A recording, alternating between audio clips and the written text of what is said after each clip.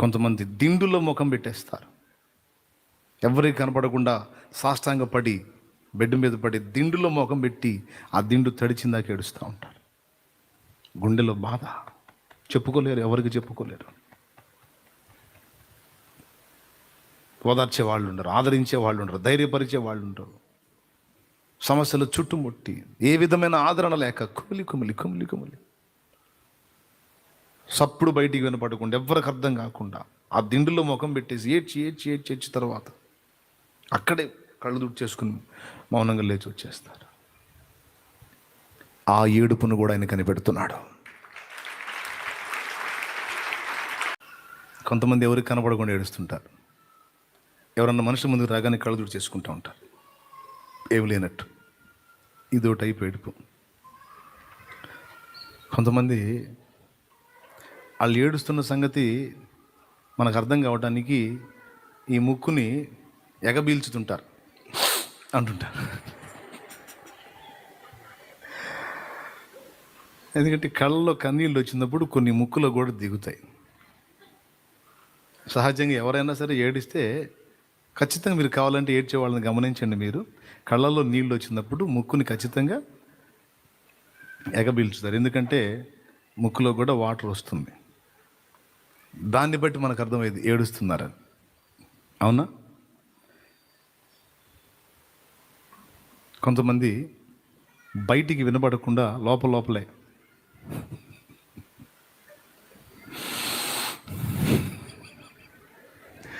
అని సప్పుడు లేకుండా లోపల ఏడుస్తుంటారు. నేను నవ్వినట్టుందా ఏడిసినట్టుందా? ఏడుపు చూపిద్దామంటే నవ్వు వస్తుందా నాకు, అందుకని నేను ఓకే. 3. 4వది రోదన. అంటే వీళ్ళు బయటికి ఏడుస్తారు. రోదన శబ్దం వస్తుంది. ఇది రకరకాలుగా ఏడుస్తారు. ఈ రోదన కూడా కొంతమంది రోదిస్తుంటే చిరాకు పుట్టి కొట్టాలనిపించింది. కొంతమంది నోరు తెరిచి అని రోదిస్తారు. అది మనకు కూడా హృదయాన్ని గదిలిచ్చింది. కొంతమంది ఊరికే రోదిస్తూ ఉంటారు. పిల్లలు వాళ్ళు అడిగింది ఈగిపోతే ఈగపోగా మనం ఒక తన్ను తంతే అప్పుడు వాడు రే నోర్మయ్య రే నోరు మీద ఏడుస్తాడు కదా. రోదన వాడు రోదిచ్చాడండి, మన వల్ల కాదు. కొంతమంది పిల్లలు ఉంటారు, కొంతమంది నన్నేమనుకోవద్దు ఆడవాళ్ళు కూడా ఉంటారు అటు రోదిచ్చేవాళ్ళు.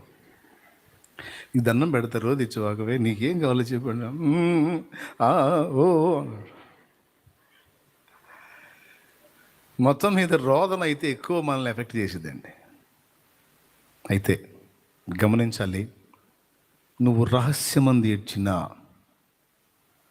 ఆయన గమనిస్తాడు. నువ్వు బాత్రూంలోకి వెళ్ళి ఎవ్వరికి కనబడకుండా నువ్వు ఏడ్చినా ఆ బాత్రూంలో నువ్వు కార్చే కన్నీళ్ళని తన బుడ్డిలో ఆయన పడతాడు.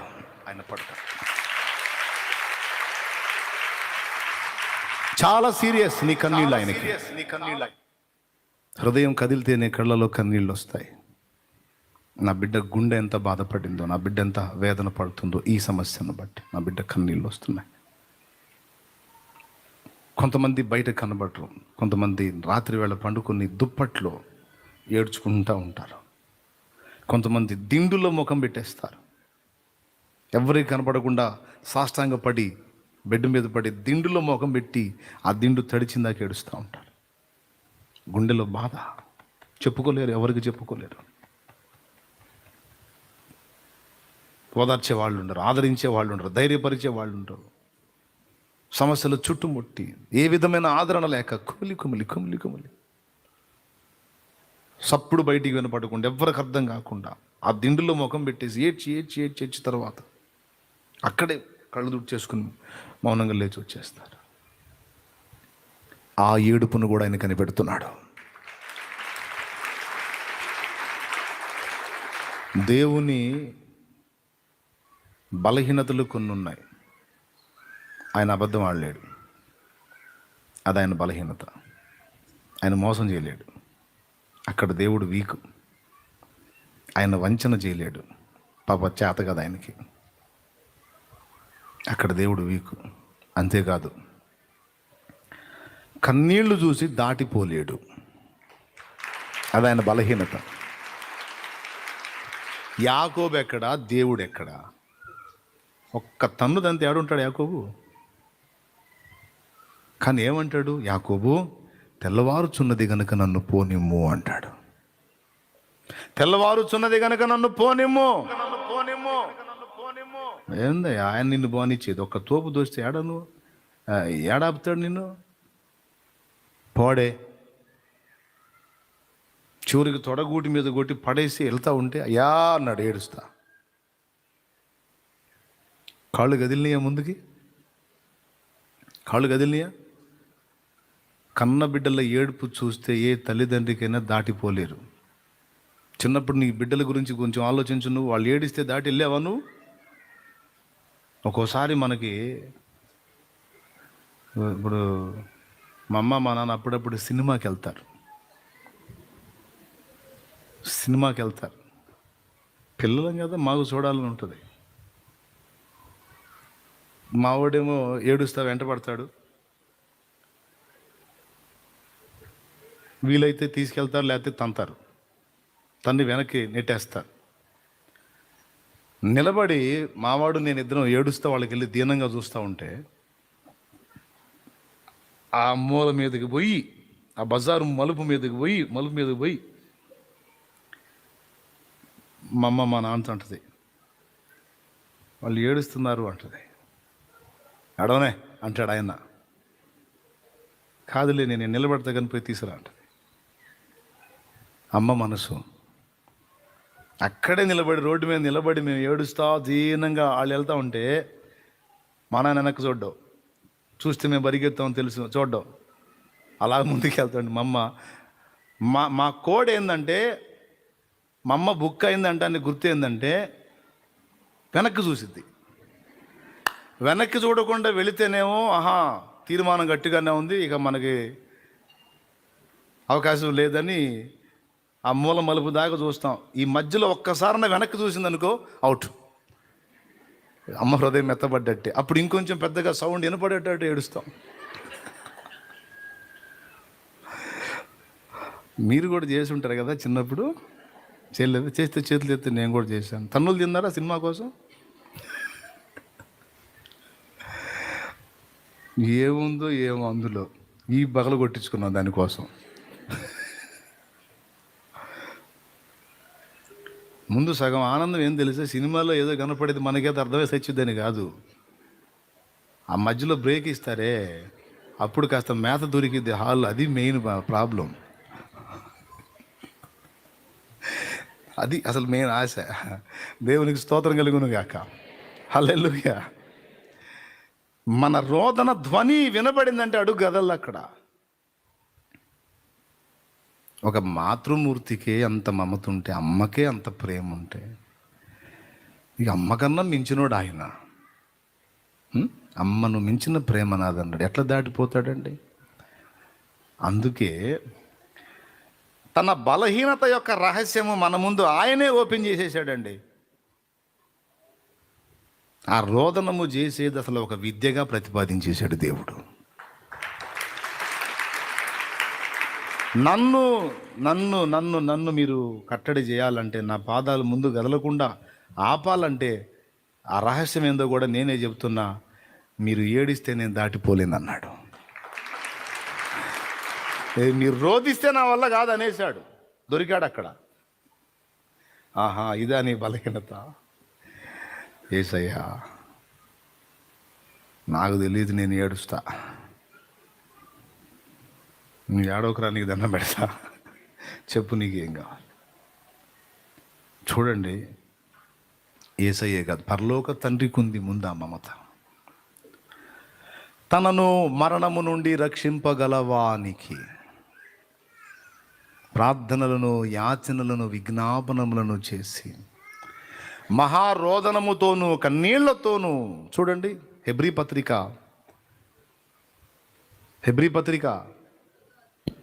5వ అధ్యాయము 7వ వచనం చదువు తల్లి, 7వ వచనం చదువు. శరీరధారి అయిన దినములలో మహారోదనముతోనూ కన్నీళ్లతోనూ తన మరణము నుండి రక్షింపగలవానికి ప్రార్థనలను యాచనలను సమర్పించి భయభక్తులు కలిగి ఉన్నందున ఆయన అంగీకరింపబడిన. అద్దుగో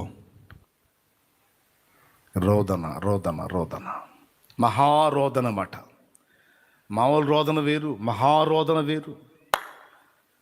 ఈ రోదనము విద్య అన్నాడు. ఎక్కడన్నాడు?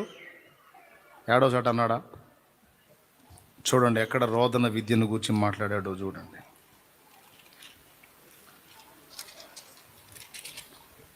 ఇర్మియా గ్రంథం ఒక్కసారి మీరు తీయగలిగితే 9వ అధ్యాయము 20వ వచనం 17వ వచనం నుంచి చదువు తల్లి.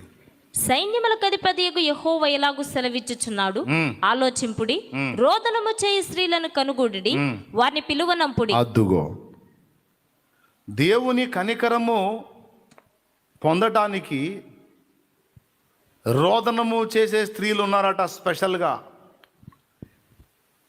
ఇక వాళ్ళు ఏం లేదు, రోదిస్తూ ఉంటారన్నమాట. మనకు కూడా అక్కడక్కడ తగులుతూ ఉంటారు. వాళ్ళ ముఖం చూద్దామన్నా సంతోషం కనపడదు. ఎప్పుడు ఆ ముఖాల్లో రోదన కనపడతా ఉంటుంది. కొంతమంది ముఖాల్లో కళ్ళగా ఉంటాయి. కొంతమందిది దుఃఖస్వరం, పావురపు స్వరం, ఎప్పుడు మూలుగులతో ఉంటారు. ఇప్పుడు నిజంగా ముఖాలను బట్టి మనం తెచ్చుకోవాలా కాదు, కానీ కన్నీళ్లతో దేవుణ్ణి వేడుకునే భక్తి కలిగిన స్త్రీలు, రోదనము చేయు స్త్రీలను పిలవండి. తెలివిగల స్త్రీలను కనుగొని వారిని పిలువనంపుడి. మన కన్నులు కన్నీళ్లు విడిచినట్లుగాను, మన కన్నురెప్పల నుండి నీళ్లు ఒలుకున్నట్లుగాను వారు త్వరపడి మనకు రోదన ధ్వని చేయవలెను. మనము వలసపోతియే సిగ్గునందితిమే, వారు మన నివాసములను పడగొట్టగా మనము దేశము విడవలవలసి వచ్చినే అని సియోనులో రోదన ధ్వని వినబడుచున్నది. స్త్రీలారా యెహోవా మాట వినుడి, మీరు చెవియొగ్గి ఆయన నోటి మాట ఆలకించుడి. మీ కుమార్తెలకు రోదనము చేయ నేర్పుడి, ఒకరికొకరు అంగలార్పు విద్య నేర్పుడి. అద్దుగో, రోదన విద్య, అంగలార్పు విద్య. భక్తి గల స్త్రీలు, తెలివి గల స్త్రీలు, వీళ్ళు ఏం చేస్తారు తెలుసా? మనుషుల మీద పడి ఆడవరు, మనుషుల దయ కొరకు రోధించరు.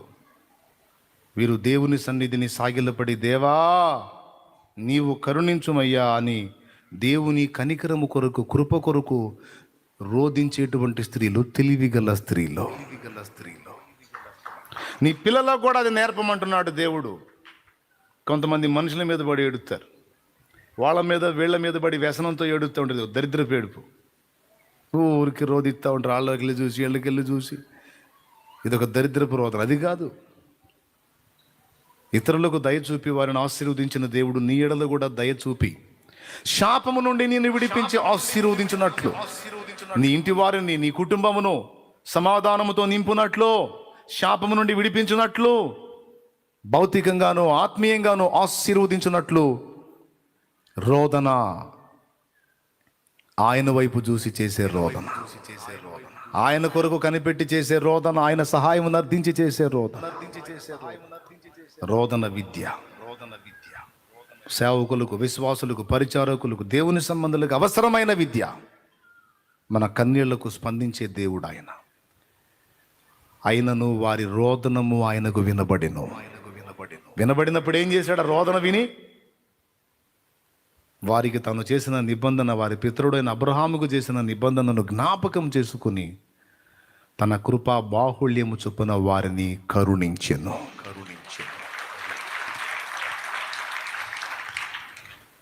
ఒకప్పుడు కన్నీటి ప్రార్థన ఉంది నీకు. సేవకుడా, సేవకురాలా, విశ్వాసి, పరిచారకుడా, పరిచారకురాలా, ఒకప్పుడు దేవుని ముందు నీ హృదయం కదిలి కన్నీరు విడిచి ప్రార్థించిందాకా తృప్తి కలిగేది కాదు. అలాంటి అనుభూతి కలిగిందాకా రోధించి ప్రార్థించి తృప్తిగా లేచి వచ్చేదాన్ని వచ్చేవాడి నువ్వు. కన్నీటి ప్రార్థన. ఈరోజు నీ కళ్ళు ఎండిపోయాయి, హృదయం కఠినపరచబడింది, కన్నీళ్ళు రావట్లా. చాలా నష్టాలు కలుగుతున్నాయి, ప్రతికూలతలు ఎదురవుతున్నాయి, ఓటమి బాట పట్టావు, ఎదురు దెబ్బలు తగులుతున్నాయి, ఊహించని పరిణామాలు జరుగుతున్నాయి, అయినా నీ హృదయం కదలలేదు. దేవుడు అంటున్నాడు, ఇంకెంతకాలం అలా మనసుని కఠినపరుచుకుని ఉంటావు? రోదన విద్యలోనికి రమ్మని రహస్యాన్ని బయలుపరుస్తున్నాడు దేవుడు. నీవు ఎదుర్కొంటున్న ప్రతికూలతలన్నీ దేవుడు ఎరిగే ఉన్నాడు. వాటిని బట్టి అసలు నీలో కలుగుతున్న స్పందన ఏమిటి? Praise the Lord. ఇశ్రాయేలీయులు బానిస బంధకాల్లో ఉన్నారని దేవునికి తెలుసు. కానీ మోషే 40 ఏళ్ల ఈడు గలవాడై ఉన్నప్పుడు వారి మొర్రను గూర్చినటువంటి సంగతి మాట్లాడలేదు దేవుడు. మోషే మిథ్యానుకు వెళ్ళి అక్కడ 40 ఏళ్ళు గడిపి మొత్తం 80 ఏళ్ళు ఉన్న తర్వాత, ఇదిగో నా ప్రజల మొర్ర నాకు వినబడినది, వారిని విడిపించుటకు ఇదిగో నేను దిగి వచ్చి ఉన్నాను అన్నాడు. వేదనలతో నలిగిపోతున్న నీవు, ఓటమిలో అల్లాడిపోతున్న నీవు తగిన రీతిని స్పందించకపోతే దేవుడు నీ పక్షంగా కదలడు. దేవుడు కదలాలంటే నీవు ఎదుర్కొంటున్న ప్రతికూలతల విషయమే నీ నుండి రోదన, విజ్ఞాపన, కన్నీటి ప్రార్థన. తన గుట్టేందో తనే చెప్పుకుంటున్నాడు, తన రహస్యం ఏందో తనే బయట పెట్టేశాడు దేవుడు. నీ రోదన నా కరుణ నీ మీదకి వచ్చేటట్టు చేస్తుంది. అందుకే పిల్లలకు రోదన విద్య నేర్పండి, అంగలార్పు విద్య నేర్పమని దేవుడు పిలుస్తున్నాడు. నా జనులకు కలిగిన నాశనము చూడగా నా కన్నీరు ఏరులై పారుచున్నది. దేవా, నా ప్రజల కొరకు అంగలార్చున్నట్లు, రోదించున్నట్లు నా కళ్ళు కన్నీటి ఊటలుగా, నా తల జలమయంగా చేయయ్యా అన్నాడు. నా ప్రజల కోసం నేను కన్నీరు గార్చాలి. నా ప్రియ దేవుని బిడ్డలారా, దేనికోసం ఏడుస్తున్నారు?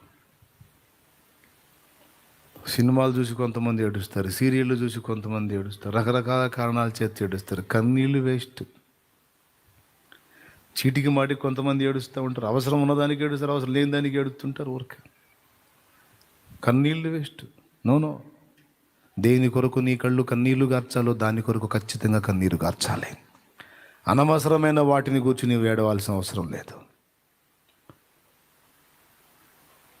మనకిష్టమైన వ్యక్తుల్ని మనం కోల్పోయినప్పుడు ఏడుస్తూ ఉంటాం. ప్రభు అంటున్నాడు, చనిపోయిన వారిని గూర్చి నీవు ఏడవవద్దు. వారు నా దగ్గర భద్రంగా ఉన్నారు. సమయం వచ్చినప్పుడు వారిని నీకు అందిస్తాను. ఇక వారు నీవు ఎప్పటికీ నా దగ్గర ఉంటారు.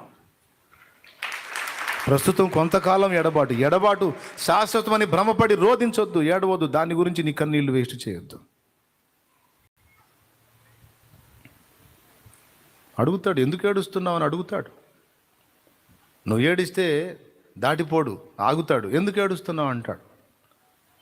ప్రభువా, నేను ఎంతో ప్రేమించాను, నా వారిని కోల్పోయాను, అందుకని ఏడుస్తుందని అంటే ఎక్కడికి పోయారు? తెలివి లేదా నీకు? నమ్మట్లేదా నా వాక్యాన్ని? నమ్మట్లేదా నా గ్రంథాన్ని? నా దగ్గర ఉన్నారని చెప్తున్నాగా. నశించిపోతున్న ఆత్మల కోసం ఏడవాల్సినటువంటి నువ్వు, రోధించాల్సిన నువ్వు, కన్నీళ్లు గార్చాల్సిన నువ్వు, క్షేమంగా నా దగ్గరకు చేరిన వ్యక్తి గురించి ఏడుస్తున్నావేంది? నన్ను నమ్ముట లేదా అని ప్రశ్నిస్తున్నా. లేదా నేను నమ్ముతున్నా? ఆ ఏడుపు మానేసాయి. దేని కొరకు నీ కళ్ళు కన్నీళ్లు గార్చాలో దాని కొరకు ఏడు. దేవునికి స్తోత్రం కలుగునుగాక. హల్లెలూయా. ప్రతిదీ దేవుడు పట్టించుకుంటాడు. అడుగుతాడు, ఎందుకు ఏడ్చుచున్నావు? మరి అని అడగల? మగ్ధలేను మరి అని అడగల? అయ్యా, నా ప్రభు శరీరం ఎక్కడుందయ్యా? అయ్యో, ఈ గుహలో లేదయ్యా, ఎవరు తీసుకెళ్లారయ్యా? ప్రభు అక్కడ నిలబడ్డాడు. తోటమాల అనుకుంది. అయ్యా, నీవేమన్నా తీసుకెళ్ళావా? ఆయన అడిగాడు, అమ్మా, ఎందుకు ఏడ్చుచున్నావు? నువ్వు ఏడ్చేదానికి కారణం ఏంటి? నా ప్రభు శరీరాన్ని ఎత్తుకొని పోయారయ్యా, ఆయన లేకపోతే నేను బ్రతకలేను. నా ప్రభువుని ప్రాణం తీశారు, ఆయన శరీరాన్ని కూడా తీసుకొని పోయారయ్యా, నా ప్రభువు లేడు. ఆమె అమాయకత్వానికి జాలిపడ్డాడు. వాస్తవంగా శిష్యులైతే కోప్పడేవాడు, శిష్యుల మీద కోప్పడ్డాడు. లేఖనములనైనను, ధర్మశాస్త్రమునైనను, ప్రవక్తల వచనములైనను నమ్మని మందమతులారా అన్నాడు. మగ్ధలేను నల్ల, ఎందుకు ఏడుస్తున్నావు? నేను చెప్పలేదా? అనేకుల విమోచన క్రయధనముగా నా ప్రాణం పెడతాను, సమాధి చేయబెడతాను, మూడవ నాడు తిరిగి లెగుస్తానని నీకు చెప్పలేదా? తెలియదా నీకు? నేనేదో చనిపోయి అంతే ఉన్నట్టు, అందులోనే ఉన్నట్టు, లేదా నన్ను ఎవరో తీసుకొని పోయినట్టు నన్ను ఎవడో తీసుకెళ్తాడు? నన్ను ఎవరు తీసుకెళ్తారు? ప్రాణం పెట్టడానికి నాకు అధికారం కలదు, తిరిగి దాన్ని తీసుకోవడానికి కూడా నాకు అధికారం కలదు. నేను ప్రభువు కోసం ఏడుస్తున్నానంటే అర్థం లేదు దానిలో. యెరూషలేము కుమార్తెలారా, నా కోసం ఏడవవద్దు, మీకోసం, మీ పిల్లల కోసం ఏడవమన్నాడు. నీ కన్నీటికి కారణం అడుగుతాడు. ఎందుకు ఏడుస్తున్నావు? అప్పులు ప్రభువా, అప్పులు తట్టుకోలేకపోతున్నాను. ఏడవద్దు, నేను తీసేస్తాను. భూమి మీద నీ ప్రయాణానికి ఆటంకంగా ఉన్న వాటిని గురించి నువ్వు కన్నీరు గార్చవచ్చు, తప్పు పట్టడు. అవసరమైతే తీసేస్తాడు ఆ సమస్యల్ని. హల్లెలూయా. నువ్వెందుకు ఏడుస్తున్నావు? దేవుని మందిరంలోకి వెళ్ళి ఆ బండల మీద పడి ఒక బండను పట్టుకొని ఏడ్చేవాడిని. నా కళ్ళు కన్నీళ్ళు ఆ బండ మీద ఉండే. ప్రభు ప్రశ్న, ఎందుకు ఏడుస్తున్నావు? ఈ బండ వల్ల నన్ను ఎందుకు చేయలేదు నువ్వు? ఎందుకు? నాకు నీ సన్నిధిలో ఎప్పుడూ ఉండాలని ఆశ. మరి పొట్ట కోసం, నా వారి పొట్ట కోసం నేను ఆ ఊరు ఈ ఊరు ఆ ప్రాంతాలకు సంచరించాల్సి వచ్చింది. సన్నిధికి దూరం అయిపోవాల్సి వస్తుంది. ఏ ప్రాంతానికి పోతే ఆ ప్రాంతంలో ఎక్కడ ఉంటే అక్కడ నీ సన్నిధి ఎక్కడుందో వెతుక్కోవాల్సి వస్తుంది. ఒక చోట దొరకట్లేదు. ఎంతకాలం నాకు ఈ పరిస్థితి ప్రభు? నీ సన్నిధిని వదిలి ఉండలేను, నాకు నీ సన్నిధి కావాలి. ఇదేనా నీ ఆశ? అవును ప్రభా, ఇదే. అట్లయితే నీ హృదయ వాంఛ తీర్చబడును గాక. అవుట్. ఎప్పటికీ ఆయన సన్నిధి నుండే భాగ్యాన్ని అనుగ్రహించాడు. నా కోరిక న్యాయమైనదైతే, ఆయన చిత్తానుసారమైనదైతే సంతోషంగా దాన్ని స్వాగతిస్తాడు, తీరుస్తాడు. ఎందుకోసం ఏడుస్తున్నావు? నీ సన్నిధి కోసం ప్రభు. నీ సన్నిధి భాగ్యము కోలుకోతి, నాయాత్మలోని నిరుపేదనైతి. భౌతికంగా ఎంత డబ్బు సంపాదిస్తే ఏమి లాభమయ్యా నీకు దూరమై? నీ సన్నిధిని గడపకుండా నీకు దూరమై లక్షలు సంపాదించాను, వేలు సంపాదించాను, కోట్లు సంపాదించాను. అవి ఎన్నున్నా ఏమి లాభం? ఆత్మీయతలో నేను నిరుపేదనైపోయాను కదయ్యా. నీ సన్నిధి భాగ్యము కోలుకోతి, నాయాత్మలోని నిరుపేదనైతి. సకలైశ్వర్యములను మిల్చునట్టి, సకలైశ్వర్యములను మిల్చునట్టి నీ సన్నిధానం నాకీయుమయ్యా. నీ సన్నిధానం నాకీయుమయ్యా. కరుణామయుడా, నా పూర్వస్థితి నాకు కలిగించరావా. కరుణించి మరల బ్రతికించరావా. కరుణామయుడా.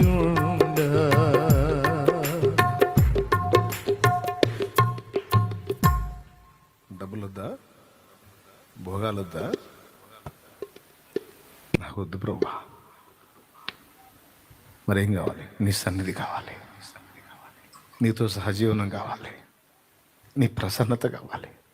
నీ ప్రత్యక్షత కావాలి. నీ పాదాలు కావాలి. నీతో సహజీవనం కావాలి. నీ సహవాసం కావాలి.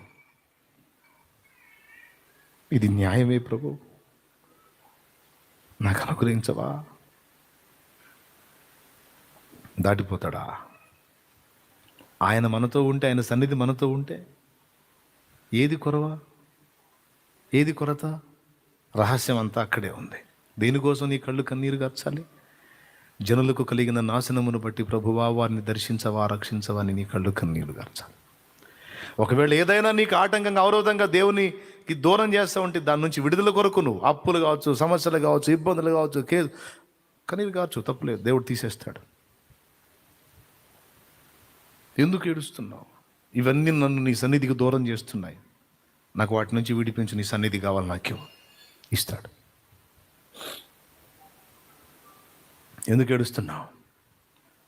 నేను నీ కోసం ఉజ్వలంగా మండాలనుకుంటున్నానయ్యా, నీ చిత్తం చేయాలనుకుంటానయ్యా, నీ సంతోషాన్ని వెతకాలనుకుంటున్నానయ్యా, నిన్ను సంతోష పెట్టాలని అడుగులేస్తున్నా, బాధ పెడుతున్నా, నీకు ఇష్టంగా నడుచుకోవాలనుకుంటున్నాను, గాయపరుస్తున్నాను, నీ శక్తి పొందాలని ఆశపడుతున్నాను, కానీ నీ సన్నిధికి దూరం అయిపోతున్నాను, రావట్లేదు, నీకు అందుబాటులోకి రావట్లేదు. నీకేది ఇష్టమో అది నేను చేయడానికి, నీ చిత్తం మీద అది నేను నెరవేర్చడానికి, నీవిచ్చే శక్తి పొందుకోవటానికి, శత్రువుని ఎదిరించి అనేక జీవితాలను ప్రభావితం చేయడానికి మిగుల ఆశ ఉంది. కానీ అటు గెలవలేకపోతున్నా, ఇటు నీ సన్నిధిని సమీపించలేకపోతున్నా, శత్రువు చేత ఆటంకపరచబడుతున్నా, గాయపరచబడుతున్నా. ప్రభు నా యందు కనికరపడు. నన్ను ఎప్పుడు పిలుస్తావో తెలియదు, ఎన్ని దినాలు నాకు నియమించబడ్డాయో తెలియదు, ఎన్ని రోజులు నేను ఉంటానో నాకు తెలియదు. నే కనుమూయక మునుపొక్కసారి నీ కృపతో నన్ను బలపరచుమయ్యా. నే కనుమూయక మునుపొక్కసారి నీ కృపతో నన్ను బలపరచుమయ్యా.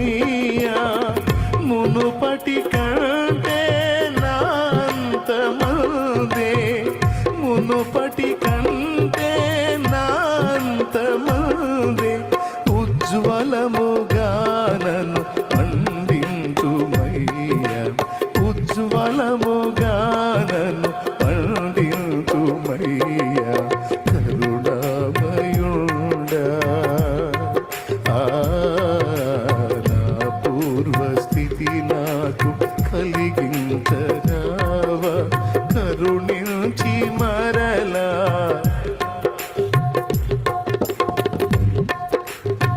నీ ఎడల నాకు మొదట ఉన్న ప్రేమ కోల్పోయాను ప్రభు, నీ ఎడల నాకు మొదట ఉన్న ఆసక్తి కోల్పోయాను ప్రభు, ఆత్మీయతలో చల్లారిపోయి ఆచారంగా మిగిలిపోయాను ప్రభు, దిగజారిపోయాను ప్రభు.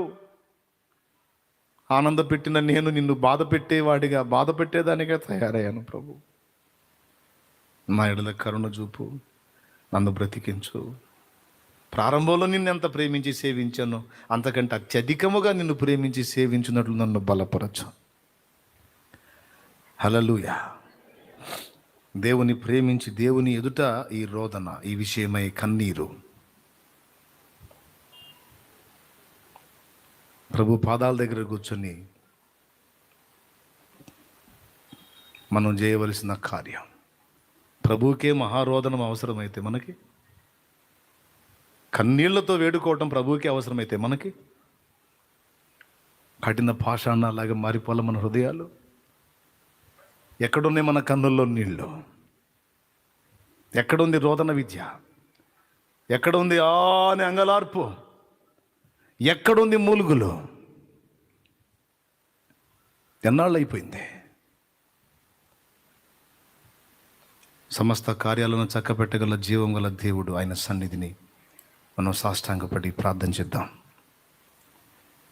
సరిదిద్దుకుందాం. శత్రువు చేతిలో చిత్తుగా ఓడిపోయి బలహీనపడ్డ పరిస్థితుల్లోకి వచ్చావు. కనీసం ఇప్పుడన్నా ఇశ్రాయేలు వలె దేవుని వైపు తిరిగి మొర్రపెట్టు, రోదించో. నీ రోదన దేవుడు వింటున్నాడు, నీ కన్నీళ్ళు ఆయన చూస్తున్నాడు. తన బలహీనత ఏమిటో చెప్పాడు, తన రహస్యం ఏంటో విప్పాడు. నీ రోదన నన్ను ఆపుతుంది, నీ కన్నీళ్ళు నన్ను అడ్డగిస్తాయి. ఇక దేన్ని బట్టి నేను ఆగను. యాకోబు తెల్లవారుతుంది నన్ను పోని ప్రభా,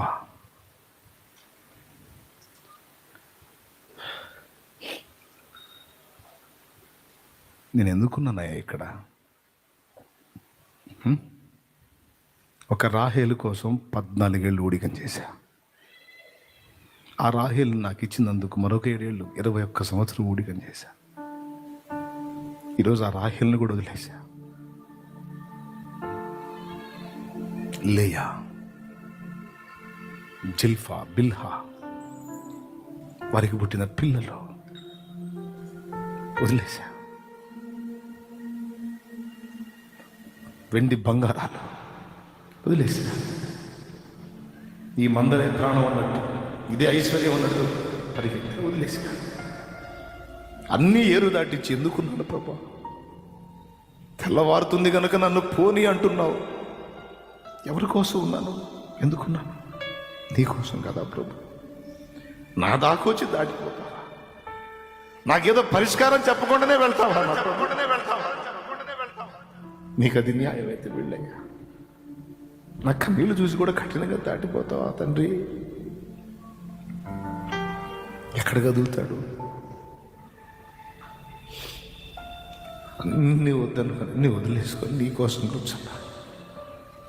ఈ రాత్రి వేళ ఒంటరిగా మిగిలిపోయా ప్రభు, కేవలం నీకోసమే ప్రభు. నాకు తెలుసు నా మూలుగులు నీకు వినపడతాయి, నా ఆర్తధ్వని నీకు వినపడుతుంది. నా కోసం వస్తావని నాకు తెలుసు. నీవు తప్పితే నాకు దిక్కు లేదన్న సంగతి కూడా నీకు తెలుసు. అటు ఇటు నలువైపుల శత్రువులు నా అనుకున్న వారి నాకు శత్రువులై పడగెత్తి నిల్చున్నారు. నాకు దారి లేదు, నాకు అర్థం కాదు. నాకు ఒక స్పష్టమైన సమాధానం ఇవ్వకపోతే నా ఊపిరి పోవడం తప్ప నాకు దారికి అర్థం కావట్లేదు. నా దాకా వచ్చి నన్ను దర్శించి దాటిపోతావా? ఇది న్యాయమా ప్రభు? నా పరిస్థితి ఎరగవా?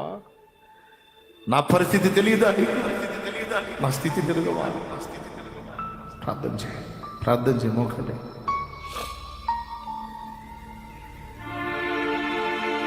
నాకు కన్నీళ్లు చూశాడు, కనికరపడి. మెత్తని హృదయం నా ప్రభుదే, కఠినాత్ముడు కాదు, కరుణ కరుణ కరుణ సంపన్నుడు. నాకెవరున్నారు ప్రభా? నాకెవరున్నారు? నాకెవరు ఆలోచన చెప్తారు? నాకెవరు జ్ఞానం ఇస్తారు? నా సొంత తెలివి నా కొంప ముంచింది, నా స్వబుద్ధి నన్ను పాడు చేసింది. నేను గొప్ప అనుకున్నవేవి నాకు ఈరోజు అక్కడికి రాలేదు. ఇలాగ మిగిలిపోయా ప్రభు, ఇలా మిగిలిపోయా ప్రభు. నా గతి ఏమిటి అని కూర్చున్నా. మగసిరి గలవాడే కన్నీళ్లతో రోదనతో దేవుని పాదాలను పట్టుకున్నాడు. యాకోబు ఒప్పుకున్న దాన్ని బట్టి దేవుడు యాకోబును సరి చేసి ఆశీర్వదించి వెళ్ళాడు.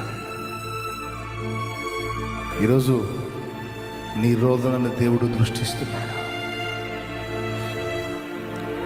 కన్నీళ్లతో దేవుని వైపు తిరుగుదా, కన్నీళ్లతో దేవుని అడుగుదా. నువ్వే పరిస్థితుల్లో ఉన్నావో, అది ఆత్మ సంబంధమైన సమస్య అయినా భౌతికమైనదైనా ఏదైనా, ఆయన ముందు నువ్వు విన్నవించుకోవడానికి ఇదిగో ఆయన సన్నిధి నీకు అందుబాటులోకి వచ్చింది. నువ్వు ఆయన సన్నిధిలోకి వచ్చావు, ఆయన నీతో ఉన్నాడు. ఆయన సన్నిధి నీ దగ్గరకు దిగి వచ్చింది. నీ మనసున్న ఉన్న విగ్రహాలు ఏవో వాటిని విసర్జించు, సరి చేసుకో. ఇకనైనా మారు మనసు పొందు, దిద్దుకో. దిద్దుకుందాం, సరిదిద్దుకుందాం, ఒప్పుకుందాం.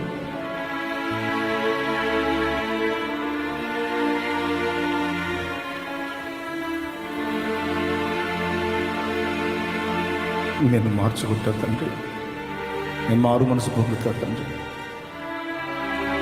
నేను యాకోబునయ్యా మోసగాన్ని, యాకోబు ఒప్పుకున్నానే మోసగాన్ని. నేను తేడా, నా తప్పుల్ని ముందు ఒప్పుకుంటున్నాను, కప్పుకోవట్లేదు, ఒప్పుకుంటున్నాను. నా బ్రతుకు ఇది అని ఒప్పుకున్నా. ఈరోజు ఒప్పుకుందాం, సరిదిద్దుకుందాం. నిజమే ప్రభు, నీ సన్నిధిని నిర్లక్ష్యపరిచి నీతో ఉండాలి అన్న అనుభవాన్ని కోల్పోయి పదును లేని గొడ్డలి వల్ల ఏదో సాధిద్దామని పరిగెత్తుతున్నాను. ఓటమి పాలై సిగ్గుపడుతున్నాను. తండ్రి తండ్రి తండ్రి, ఎంత ముందుకెళ్ళి గెలుద్దాం అనుకున్నాను, అంతగా ఓటమి పాలవుతుంది. తండ్రి తండ్రి తండ్రి, సిగ్గు నాకు తగి ఉన్నది ప్రభు, సిగ్గు నాకు తగి ఉన్నది.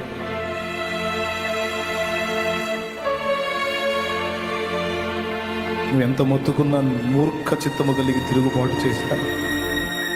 ఎన్నో పర్యాయాలు నువ్వు నన్ను దర్శించి క్షమించి ప్రేమించి మరలా హెచ్చరిస్తుంటే మూర్ఖున్నై మూర్ఖురాలనై తిరుగుబాటు చేశాను, నా మూర్ఖతను కనపరిచి నిన్ను బాధ పెట్టి తిని ప్రభువు మన్నించు.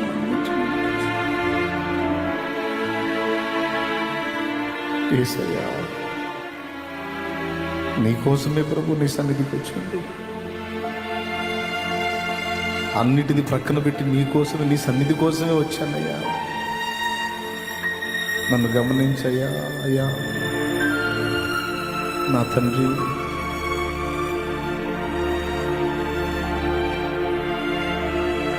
అందరం వేడుకున్నాం దేవుని పాదాలు.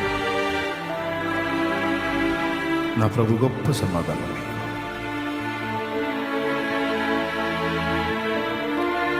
నీ రోదన ఆయనకి వినబడాలి. నీ కన్నీళ్ళు ఆయన గమనిస్తావు. దేవా, నన్ను దాటిపోవద్దు. గుడ్డివాడైన భిక్షకుడు, అవిటివాడు, కళ్ళు లేనివాడు, అంధుడు కేక వేస్తే దాటిపోయాడు.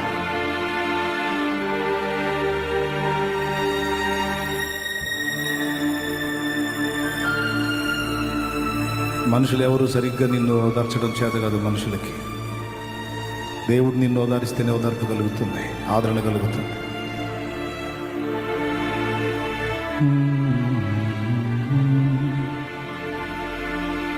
దేవా, నీకు వందనాలు. అందరం ప్రార్థన చేద్దాం. ప్రార్థన బలిపీఠాన్ని తిరిగి కడదాం. దేవునితో సహవాసాన్ని మళ్ళీ మొదలు పెడదాం. సమీపంగా దేవునితో మెలగటం మొదలు పెడదాం. ఏకాంత ప్రార్థన అనుభవం, దేవునితో కూర్చునుట, దేవుని శక్తిని పొందుకునుట, దేవుని పక్షంగా వెళ్ళి పని చేయుట. 2 పనులకు తీర్మానం చేద్దాం. నడుము కడదాం. దైవ చిత్తం నెరవేర్చుట కొరకు రోదిద్దాం. ఆత్మల రక్షణ కొరకు రోదిద్దాం. దేవుని కార్యాలు భూమి మీద బలముగా జరుగుట కొరకు రోదిద్దాం. సాతాను కార్యముల వినాశనము కొరకు దేవుని పాదాలు పట్టుకొని రోదిద్దాం. దేవుని చిత్తము నెరవేర్చుట కొరకు రోదిద్దాం.